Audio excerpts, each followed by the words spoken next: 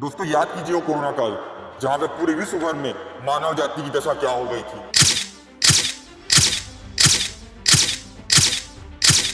मानव इंसानी जिंदगी की कीमत ही ना हो, वहीं पर एक भारतीय फार्मा कंपनी जिसका नाम था सीरम इंस्टीट्यूट ऑफ इंडिया, उसने मसीहे की तरह समाज में अपने कदम रखे और विश्व को वैक्सीन दी, जिससे ना जाने कितने अरबों लोगों की जान बचाई जा सकी। लेकिन दोस्तों उस समय भी उस देश के दोगले देशद्रोही टेलीविजन पर आकर इस वैक्सीन का विरोध करते थे और पीछे जाकर यही वैक्सीन लेते थे। इन लोगों को बाकी लोगों की जिंदगी पड़ी नहीं थी, इन्हें केवल अपना एजेंडा दिखता था।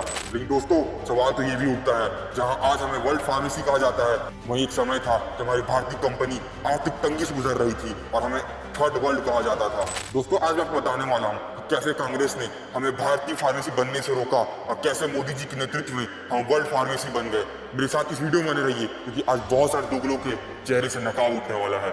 दोस्तों सन 2014 में जैसे ही नरेंद्र मोदी जी की सरकार सत्ता में आई तो मेक इन इंडिया जैसी योजनाओं का पहल किया गया, जिससे भारतीय कंपनी को बहुत सारा प्रोत्साहन मिला, उन्हें सरकारी टेंडर्स मिले, उन्हें सरकारी फंडिंग मिली, जिससे कि भारतीय कंपनी सशक्त हो पाई।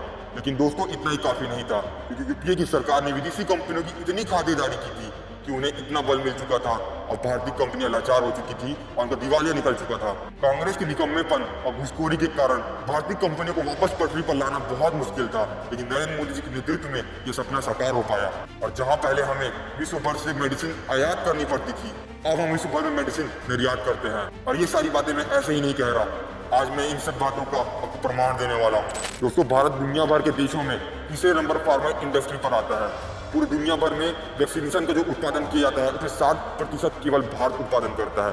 200 से ज्यादा देशों में मेडिसिन निर्यात किया जाता है।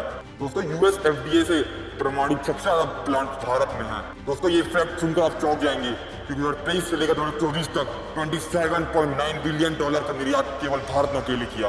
लेकिन दोस्तों विश्व में भारत की स्थिति शुरू से ऐसे नहीं थी, जहाँ पहले यूपी की सरकार ने फाइजर जैसी कंपनियों को खुली छूट दे दी थी। दोस्तों फाइजर जैसी कंपनी ने भारत में अनुचित क्षतिपूर्ति की मांग की। इनका कहना था अगर इनके वैक्सीन के द्वारा किसी की जान चली जाती है तो उस पर इनकी कोई जिम्मेदारी ही नहीं होगी।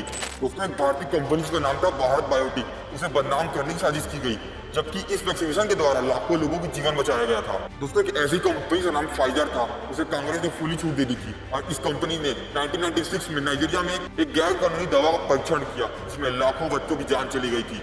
लेकिन दोस्तों वही सरकार ने सत्ता में आते ही इन सभी विषयों पे काम करना चालू कर दिया। 2014 के बाद मोदी सरकार ने आत्मनिर्भर भारत और मेक इन इंडिया के जरिए भारतीय दवा उद्योग को पुनर्जीवित किया।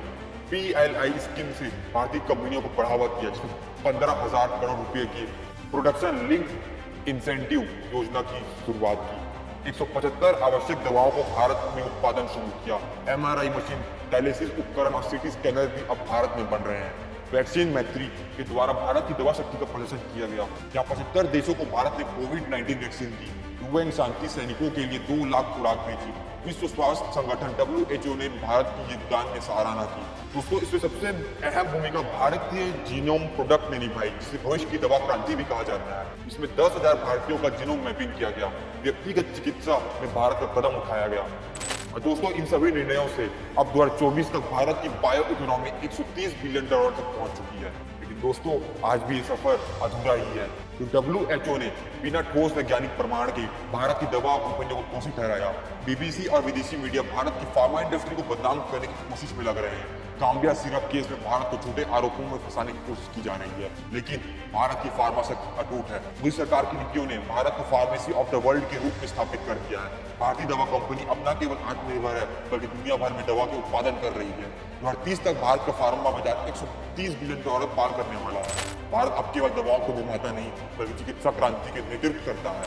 दोस्तों नरेंद्र मोदी के नेतृत्व में बढ़ते हुए इस भारत और चिकित्सा क्रांति की पहल पे आप क्या सोचते हैं? आपकी क्या राय है?